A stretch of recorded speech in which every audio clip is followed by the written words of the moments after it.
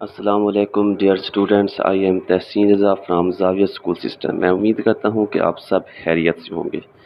तो बेटा आज का जो हमारा टॉपिक है वो है सिग्निफिकेंस ऑफ माइटोसिस। बेटा जो माइटोसिस की इम्पोर्टेंस है ना, इसमें क्या होता है कि जो नंबर ऑफ क्रोमोसोम्स होते हैं ना उनको मेंटेन रखा जाता है।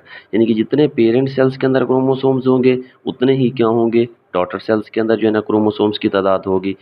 इसके बाद डिवेलपमेंट और ग्रोथ के अंदर भी इसका अहम किरदार है।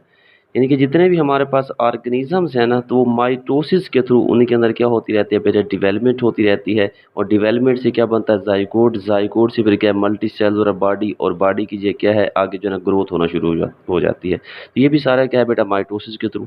इसके बाद है सेल रिप्लेसमेंट, यानी कि जितने भी हमारे पास स्किन के सेल हैं या डाइजेस्टिव ट्रैक्ट होती है ना, तो उनके अंदर जितने भी सेल्स हैं वो मुसलसल क्या होते रहते हैं बेटा, स्लग्ड ऑफ होते रहते हैं, डाई होते रहते हैं। और उनकी जगह पे क्या होते हैं बेटा, न्यू सेल जो है ना वो बनते रहते हैं।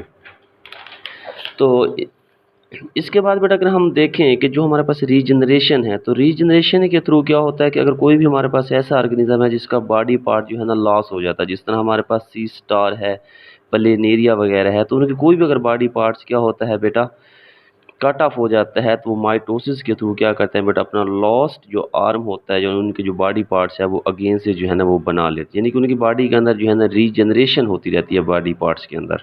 इसके बाद हमारे पास है बेटा एसेक्सुअल रिप्रोडक्शन। एक्चुअली एसेक्सुअली जो है हमारे पास ये क्या है, माइटोसिस। माइटोसिस का मीन्स भी है एसेक्सुअली रिप्रोडक्शन। जिस तरह हमारे पास हाइड्रा है, तो हाइड्रा के अंदर क्या है, एसेक्सुअली जो है ना वो बर्डिंग के थ्रू रिप्रोडक्शन जो है ना बेटा करते रहते हैं।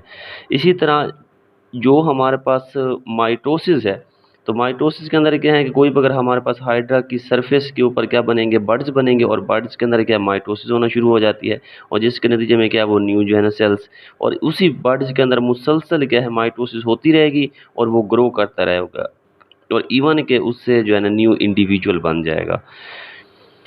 और ए सेक्सुअल, इसे हम क्या कहते हैं, ए सेक्सुअल रिप्रोडक्शन। और ए सेक्सुअल कहाँ पर हो, जितने भी हमारे पास वेजिटेटिव प्रोपागेशन, यानी कि कुछ प्लांट्स के ऐसे पार्ट्स भी हैं जिनके अंदर जो है सेक्सुअल रिप्रोडक्शन तो नहीं होती, उनके अंदर वेजिटेटिव प्रोपागेशन मीन के वो प्लांट्स जो है ना वो लीव्स है, रूट्स है, स्टेम के थ्रू जो है ना वो प्रोड्यूस हो रही होती हैं।